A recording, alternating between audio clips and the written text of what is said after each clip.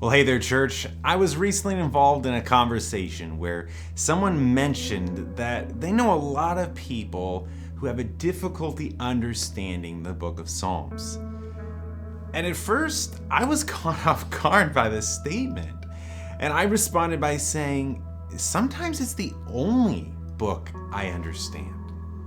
First, as a musician, I love the book of Psalms as a piece of artwork, a collection of poetic writings.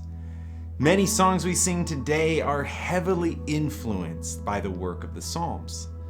And church music at one point in time used to consist of singing the Psalms exclusively.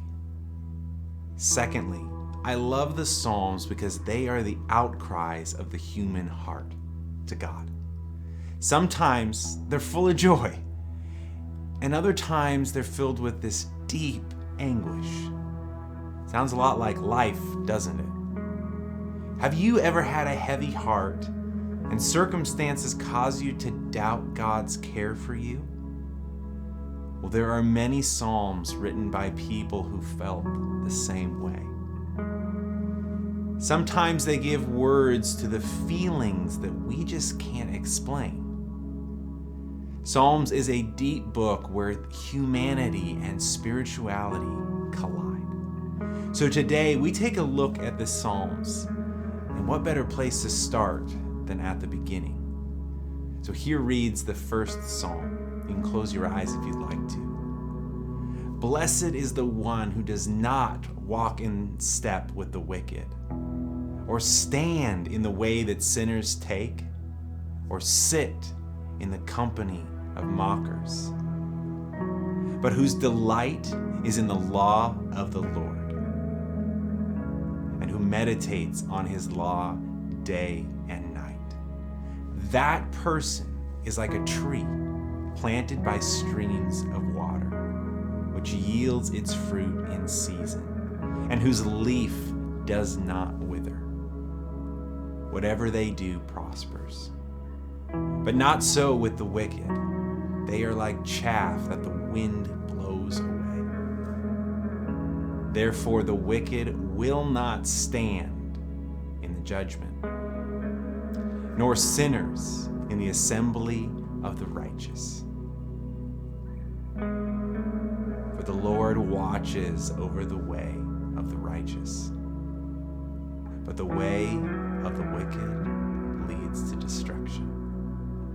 So here we start with, blessed is the one who does not walk in step with the wicked, or stand in the way that sinners take, or sit in the company of mockers. To be blessed speaks of being supremely happy and content, or to find favor with God. How can you find this contentment in this life? It'd be nice, wouldn't it? Well, first off, you find it by avoiding the actions of the wicked. You don't walk in the steps of those who are selfish, who do harm to others, who only think of themselves and their gain. You also don't stand with those that fight to oppress and destroy. And you don't belong with those that make a mockery of the gospel. You don't find rest in their presence. The one who does find contentment versus the one who doesn't differ in the way that they behave, the way that they think, and also to whom they belong. The one who is blessed is the one whose delight is in the law of the Lord, and who meditates on it, his law, day and night. The term law of the Lord is a phrase repeated many times throughout the Psalms, and it refers to the entirety of God's word, not just the law portion given to the Israelites through Moses. It's not enough to just read through it.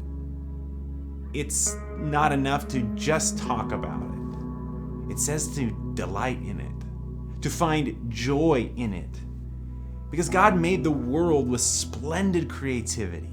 He led his people with grace and strength. He forgave the penitent. He lifted the humble, and he brought down the proud. And he paid the penalty for sin by dying on the cross. We find this all in his word.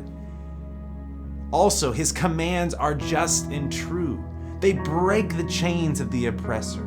They care for the needy, and they proclaim the goodness of God to the world. His people delight in his word because it's worthy of delight. It's good news. Also, the one who is blessed also meditates on it. You think about it. You talk about it. You talk about ways to apply it to your life and to live it out in the world. That person is like a tree planted by streams of water, which yields its fruit in season and whose leaf does not wither. Whatever they do prospers. Take a moment to think about this imagery. What does this scene depict?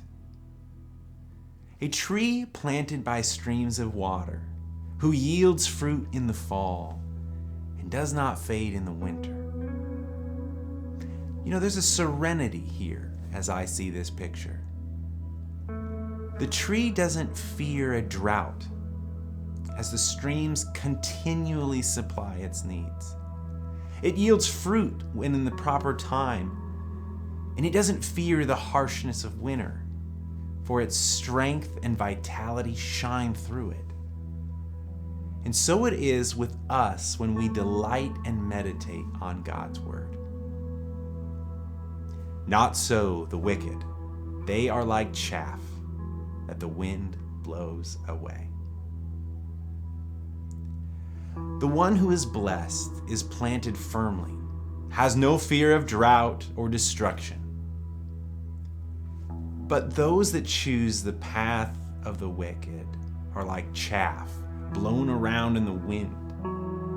There's no peace in their lives, and chaos is their defining characteristic. They are blown to and fro in the breeze, and when drought and winter comes, they wither for lack of sustenance. They're here one moment, and they're gone the next. For the Lord watches over the way of the righteous, but the way of the wicked leads to destruction. The reason the two paths are so different is right here. It's because God watches over the path of those that follow after him. If they stumble, he picks them up. If they wander, he guides them back. Fear is gone because they can trust the one who guides them.